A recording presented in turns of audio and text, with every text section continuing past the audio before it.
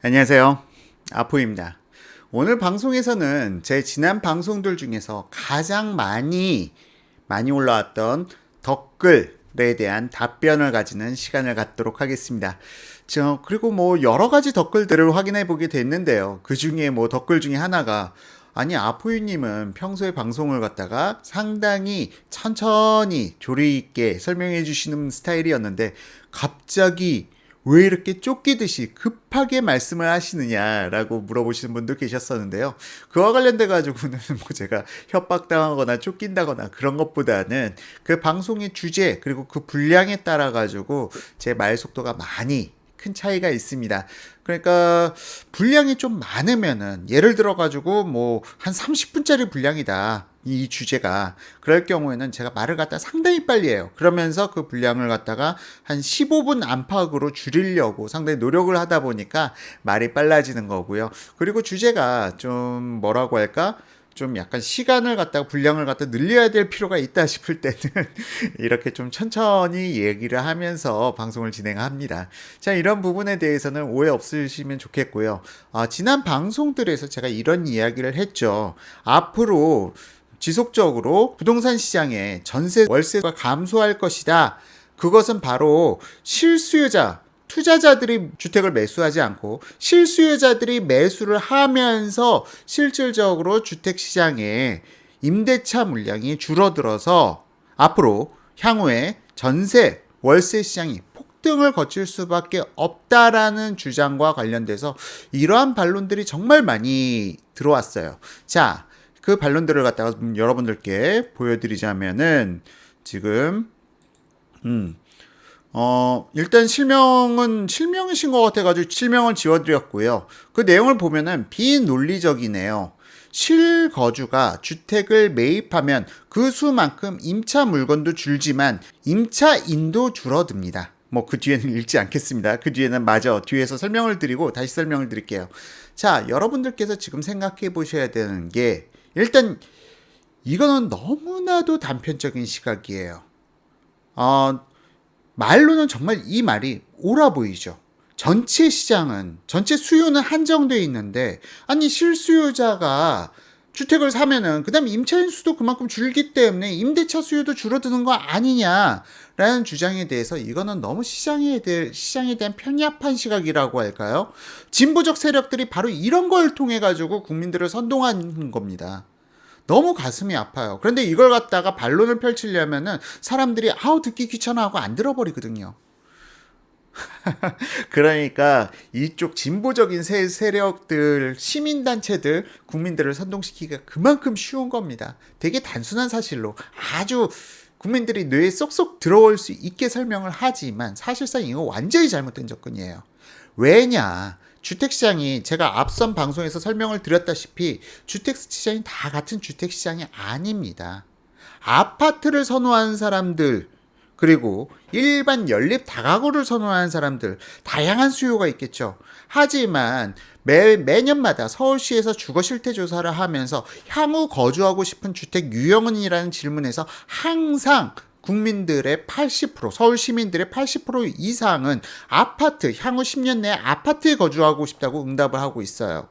자, 그런데 서울시에 지금 주택 수 중에서 아파트 비율은 불과 45%에서 50% 사이에 불과한 수준입니다. 아직까지도 50%를 넘지 못했어요. 그런데 실질적으로 서울 시민들이 원하는 주택은 80% 이상은 아파트를 원한다는 거죠. 그렇기 때문에 아파트에 진입하려는 수요는 계속 늘어난다는 거예요. 자, 이게 첫 번째. 이분이 잘못 생각하고 있는 거, 수요가 한정돼 있다, 상품군을 갖다 나누지 않았다, 이 부분에 대해서 오류가 발생되는 겁니다. 그렇기 때문에 아파트는 꾸준히 아파트는 그 수 자체가 부족한 겁니다. 사실 수요 대비해서. 그러니까 이러한 사단이 나는 거죠. 자, 그리고 두 번째. 대한민국은 매년 과거에는 30만 가구씩 늘어났어요. 매년 30만 가구씩 늘어나. 인구는 2020년 중반부터 감소한다고 하지만 가구수, 실질적으로 그 주택을 매수하는 주체는 가구예요. 인구수가 아니에요. 그럼 인구수는 감소하더라도 가구수는 2035년까지 지속적으로 늘어나기 때문에 그 가구수, 늘어나는 가구수만큼 주택은 늘어나야 되는 겁니다. 그러니까 정부에서 매년 20만 원, 30만 원을 공급한다고 하는데 실질적으로 정부에서 공급한다는 주택은 이제 거의 좀 아파트로 기울어 가다가 지난 정부까지는 아파트로 기울어 가다가 지금 다시 좀 이상한 주택들, 가로정비 사업 뭐 그런 것들을 갖다 끌고 나오는데 그건 좀 안타까운 부분이고요. 일단 거기까지 이야기하면 너무 길어지니까 이건 뭐 다음 기회에 말씀을 드리도록 하고요. 자, 매년 신혼부부들은 탄생해 갑니다. 그 신혼부부들이 거주할 아파트를 갖다 찾게 될 때 그분들은 어디로 가야 되나요? 임대차 가구수가 감소하게 되면요. 이 사람들은 울며 겨자 먹기로 더 높은 가격의 전세를 살거나 아니면은 서울 지역에서 매물이 없어서 점점 밀려나는 현상들을 갖다 겪어나가게 되겠죠. 그러면서 어떤 일이 벌어질까요? 가격의 평준화? 글쎄요, 안타까운 이야기지만 경기도 지역이 강남 접근성이 여기서는 20분 거리면 되는데 1시간 거리가 전세가 더 비싼 그런 어처구니 없는 상황까지도 발생될 수가 있는 상황에 직면되어 있는 거예요.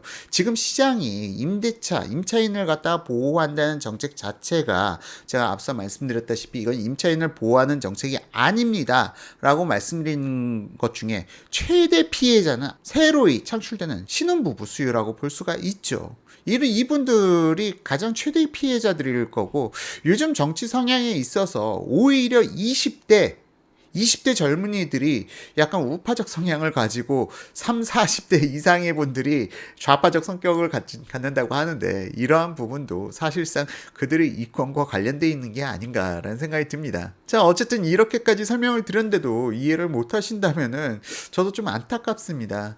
그리고 마지막으로 지금 여기에 보게 되면은 비논리적이네요. 실거주가 주택을 매입하고 그 수만큼 임차 물건도 줄지만 임차인도 줄어듭니다. 이 내용 너무 엉터리 내용. 그러니까 이게 바로 진보적 단체들이 주장하는 내용인데요. 세상은 그렇게 단편적이지 않다는 부분 다시 한번 말씀드리고요. 그리고 여기 보면은 공부 좀 하시죠라고 써져 있는데 이 부분에 대해서도 좀 말씀드리고 싶어요. 여러분들은 공부를 하지 마세요. 좌편향적인 공부는 오히려 공부를 안 하는 게 낫습니다. 실질적으로 현실이 그렇지를 않아요.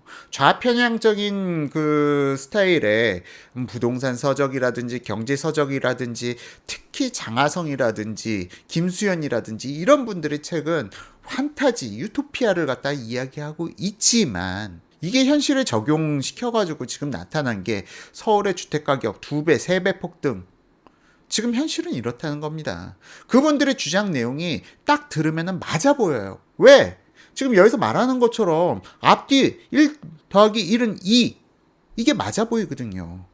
하지만 세상은 그렇지는 않다고요. 1이라는 거에 대해서 사과 2개 합치면 2개지만 이게 사과 2개가 어떤 사과냐는 거예요. 어떤 사과는 아주 작은 질 낮은 썩은 사과도 있을 거고 거기다 어떤 사과는 상당히 품종도 좋고 큰 사과가 있을 거고 큰 사과 2개를 갖다 붙이면 2지만 썩은 사과 2개 갖다 붙여도 2예요.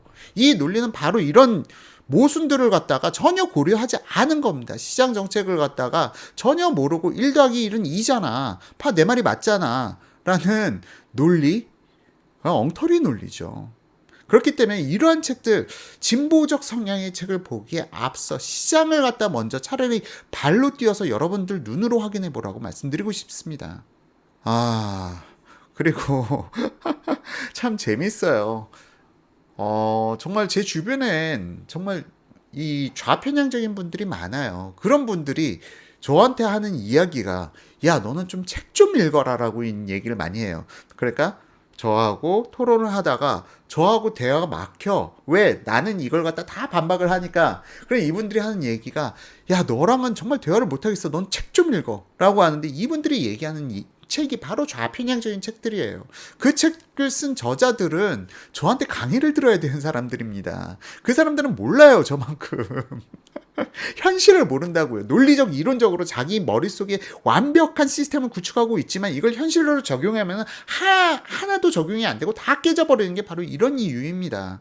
자기 두뇌 속에 세상을 그려놓고 그걸 갖다가 구체화시켜가는 그러한 논리의 책들은 상당히 체계적으로 보여요. 하지만 현실 적용하면 전부 다 100점 100패일 수밖에 없는 게 그분들의 두뇌 구조 속에서는 논리가 완벽하지만 실제 세상 다른 사람들의 두뇌 구조 속에 이게 정확하게 일치할 수가 없기 때문이죠. 세상 사람들이 다양성을 갖다 인정하지 못하기 때문에.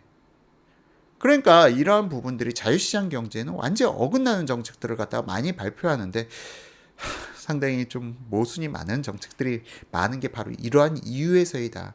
더불어서 또 한 가지 더 말씀드리자면은 제발 저한테 공부하라는 얘기 좀 하지 마세요. 얼마나 더 공부해야 돼.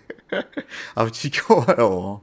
아이, 나는 책을 쓴 사람이고, 난 책을 내 이름으로 책을 갖다 출판해내는 사람인데, 저보고 책을 읽으라고 하면 어쩌십니까? 책 좀 읽으라고 하면. 아유, 누구한테 들으라고 하는 얘기입니다. 이건 누구한테 들으라고 하는 얘기예요. 자, 어쨌든 오늘 방송 가장 많은 반론들이 있었던 것 중에서 한 가지 주제를 잡아서 방송을 진행했고요. 이번 방송을 갖다가 좀 시장을 알고 계신 분들보다 시장을 모르고 계신 분들이 많이 봐줬으면 좋겠는데 어떨지는 모르겠습니다. 어쨌든 이상으로 이번 방송 마치고요. 여러분들께 늘 유용한 정보 제공해드리기 위해서 노력하겠습니다. 감사합니다.